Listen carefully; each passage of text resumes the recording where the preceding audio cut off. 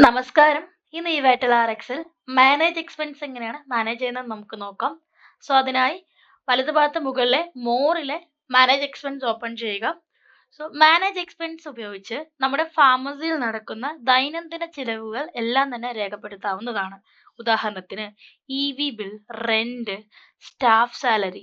So അങ്ങനെയുള്ള ചിലവുകളെല്ലാം തന്നെ നമ്മൾ എക്സ്പെൻസ് ഡീറ്റെയിൽസിൽ ആഡ് ചെയ്ത് നമ്മുടെ ഫാർമസിയുടെ പ്രോഫിറ്റ് ആൻഡ് ലോസ് അക്കൗണ്ട് റിപ്പോർട്ടിൽ രേഖപ്പെടുത്തുന്നത് എങ്ങനെയാണെന്ന് നമുക്ക് ചെക്ക് ചെയ്യാം.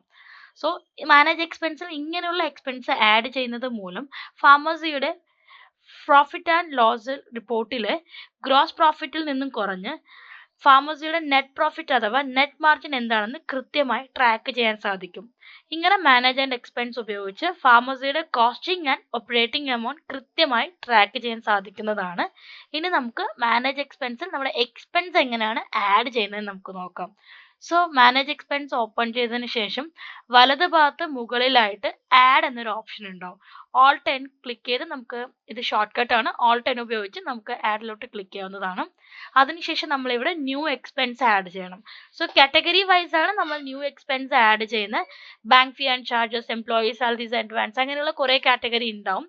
ഇൻ കേസ് ഇതല്ലാതെ വേറെ ഏതെങ്കിലും എക്സ്പെൻസ് ആണ് നമ്മൾ ആഡ് ചെയ്യേണ്ടതെങ്കിൽ അതേഴ്സിലോട്ട് ക്ലിക്ക് ചെയ്ത് ഇവിടെ നമുക്ക് റീമാർക്കിലോട്ട് ആ ഒരു എക്സ്പെൻസ് കൂടെ നമുക്കിവിടെ ആഡ് ചെയ്ത് വെക്കാവുന്നതാണ്. ഇപ്പൊ നമുക്ക് ഉദാഹരണമായി ഏതെങ്കിലും ഒരു എക്സ്പെൻസ് ആഡ് ചെയ്ത് നോക്കാം. സോ ഞാനിപ്പോൾ റെന്റ് ഓർ മോർഗേജ് പേയ്മെന്റ് ആണ് സെലക്ട് ചെയ്തേക്കുന്നത്.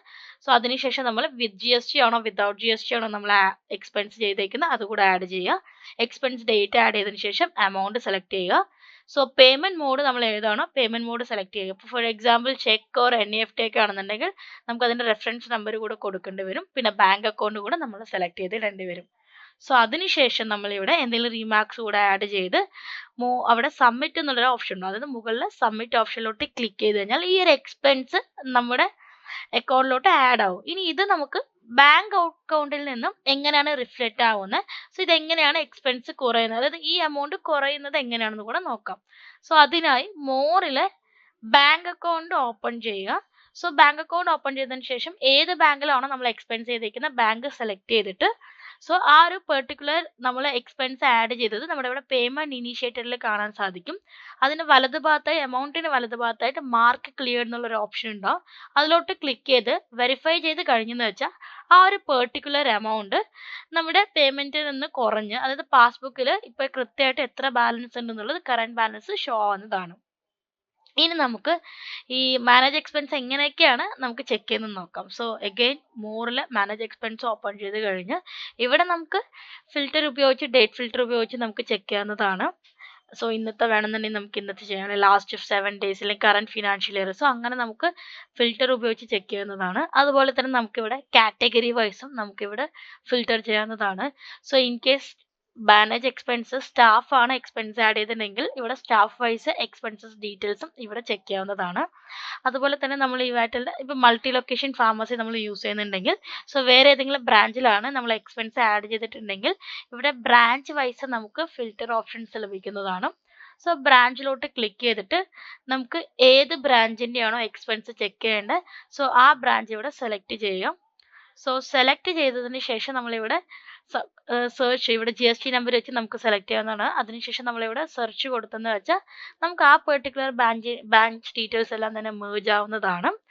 അതിനുശേഷം നമുക്കിവിടെ ഈ റിപ്പോർട്ട് നമുക്ക് ഡൗൺലോഡ് ചെയ്യണമെങ്കിൽ നമുക്കിത് ഡൗൺലോഡ് ചെയ്യാവുന്നതാണ്. ഡൗൺലോഡ് ഓപ്ഷൻസ് നമുക്കിവിടെ അവൈലബിൾ ആണ്. എക്സൽ ആൻഡ് CSVയിൽ നമുക്കിവിടെ ഡൗൺലോഡ് ചെയ്യാവുന്നതാണ്.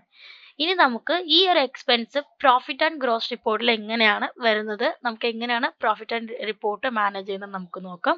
സോ മോറിൽ റിപ്പോർട്ട് ഓപ്പൺ ചെയ്ത് ഇവിടെ അക്കൗണ്ടിംഗ് റിപ്പോർട്ട് ഓപ്പൺ ചെയ്യുക. പ്രോഫിറ്റ് ആൻഡ് ലോസ് റിപ്പോർട്ട് നമുക്ക് എടുക്കാവുന്നതാണ്.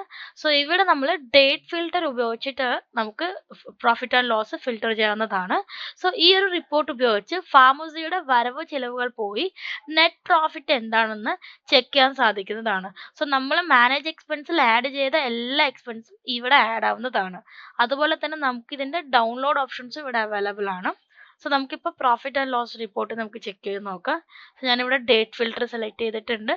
ഇനി ഇവിടെ ഗോയിലോട്ട് ക്ലിക്ക് ചെയ്ത് കഴിഞ്ഞാൽ സോ എനിക്കിവിടെ എൻ്റെ ടോട്ടൽ പ്രോഫിറ്റ് എത്രയാണ് വന്നിരിക്കുന്നത്, അതായത് ഗ്രോസ് പ്രോഫിറ്റ് എത്രയാണ് വന്നിരിക്കുന്നത്, ഏത് മൂലമാണ് വന്നിരിക്കുന്നത്, അതുപോലെ തന്നെ എനിക്ക് എക്സ്പെൻസ്, അതായത് ഓപ്പറേറ്റിംഗ് എക്സ്പെൻസ് എത്ര ആയിട്ടുണ്ട്, ഏതൊക്കെ ഡീറ്റെയിൽ ആണ്, ഏതൊക്കെ വഴിയാണ് എനിക്ക് എക്സ്പെൻസ് അയക്കുന്നത്, എൻ്റെ ടോട്ടൽ നെറ്റ് ഇൻകം എത്ര എന്നുള്ള പ്രോപ്പർ ഡീറ്റെയിൽസ് എനിക്കിവിടെ കിട്ടും.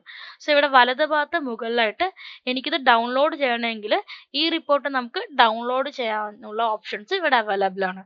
സോ ഈ ഒരു ഓപ്ഷൻ ഉപയോഗിച്ച് മാനേജ് എക്സ്പെൻസ് നമുക്ക് പ്രോപ്പറായി മാനേജ് ചെയ്യാൻ സാധിക്കുന്നതാണ്.